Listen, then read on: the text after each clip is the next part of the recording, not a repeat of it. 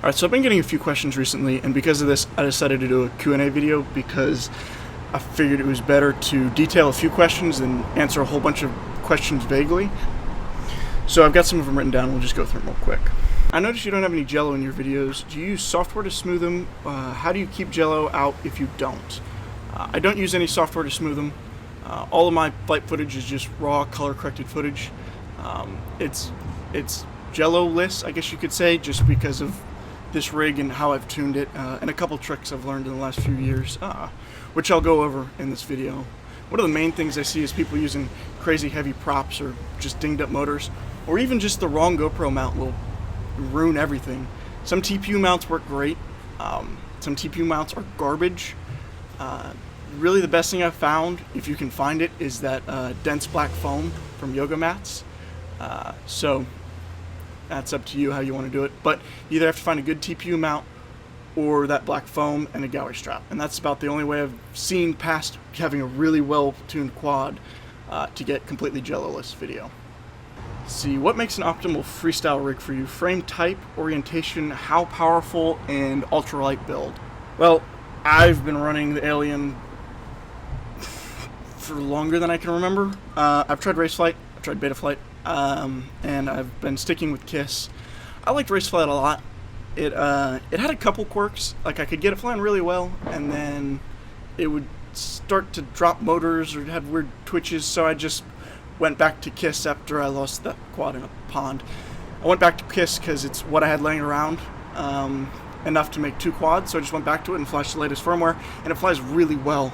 I put the new Pyro Motors on it, and soft mounted my flight controller with the race flight gummies, and then new motors and the HQ props, and I've had no Jello. All I've done to tune was bump up my P by 30%, and it's super responsive and flies perfectly.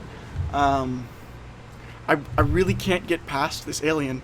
I know there are new frames out, and you know, there's always a hype train. People keep telling me the X flies better, but I don't think there's anything that flies better than what I'm familiar with. And I've been familiar with this frame since it came out. So I don't want to throw away that 2 years worth of practice on this frame with similar setups just to try an X frame. I do have a lot of ways I want to improve this, and I'll get to that in a minute. I think I can make this better. And I think I could use some help from some people on how to do that. So this brings me to the ultralight part. And actually another person asked a very similar question, so I'm going to answer the second part of that last question in this one. Hyperlight quad. Any crazy vibes on KISS with high KV, or your motors hot? Hyperlight quad seems super interesting. Bob Rogie was working on a concept for a freestyle Hyperlight quad, and I was really interested in it. I vaguely talked to him about it, just see if he'd make an H version. He won't, it's just upsetting. And I think a Hyperlight quad is really cool, but I think we're missing the mark with it. Freestyle weight and race weight are a little bit different. Similar in some ways. So when the Floss came out, we were all crazy about having a super light race frame because it makes it fly better, which it does, but the most important thing that came from the Hyperlight is people started finally moving away from 2307 motors that weigh 35 grams to lighter motors and lighter props, which means less weight on the arms. So yes, the body is lighter, but the biggest part, I think, of the responsiveness of the Floss is the fact that we cut down so many grams on the outside. Because basic physics tells us that the more weight on the outside of something, the harder it is to move it, and the less responsive it is. So yes, just the Floss being super light makes it fly great, but I think that part of the reason that so many people love the Floss is that we were putting light motors on it because it helped save the arms, and the light props because it helped save the light motors from burning up.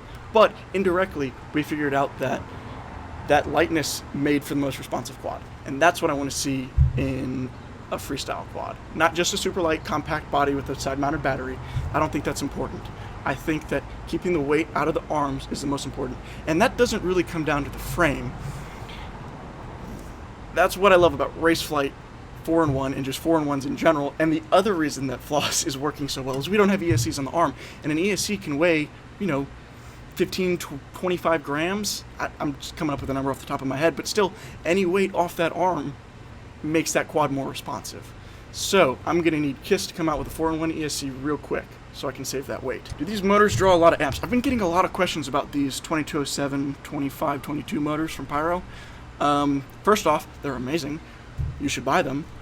Past that, no, I really don't draw too many amps. I'm running 5x4 by 4.3 by 3 props, so they're not crazy heavy or crazy pitch. But I'm not pulling many amps. I'm getting 2 to 3 minute flight times. If the KISS current sensor is to be trusted, I haven't passed 90 amps. I haven't hit 100. They just work really well. They're light, and they can swing this prop like my old Lumineer motors used to swing that glass nylon 5x4x3, but my quad doesn't explode every time I hit a branch.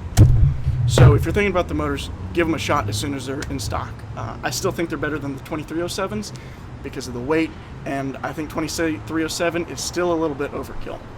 Unless you're racing with like a Cyclone 5051 and that's someone's car alarm. Also, I'm getting no vibrations from these motors. I soft mounted my flight controller with the race flight gummies and bumped my P's up by 30% on KISS on the latest firmware, and no Jello anywhere. It's insane. I get this one a lot. What rates are you flying? Here, enjoy. Okay, so now that you've seen my rates, and I'm going to describe to you how this is not going to help you at all. Maybe a little bit. Rates is not like PIDs at all. It's a completely different animal. Rate and expo is completely up to you. You fly whatever is comfortable for you. Those numbers are comfortable for me. Several bad puns later. Those numbers are comfortable for me. Doesn't mean they're comfortable for you, and doesn't mean just because you put them on your quad that you'll fly like me. I've spent a lot of time on high rates. I'm pretty used to them. I fly a really loose stick because that's comfortable for me. You're going to see the best performance from yourself if you fly rates that you feel comfortable with, not just the ones that you see work well for other people. You just kind of have to spend time and figure it out. By all means, use my rates as a baseline to try and figure out what you want. But don't try and spend 2 days trying to get used to my rates. If something feels off about it, change them to work for you. That's about the best I can say for that.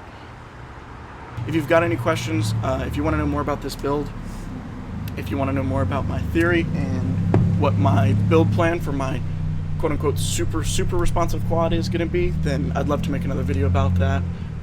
I'd like to know what you think about my theory in the comments. If you want to see more of these, let me know. So thanks, y'all have a good one. Butter cutters, because they sound like a goose call, and that's all they're good for.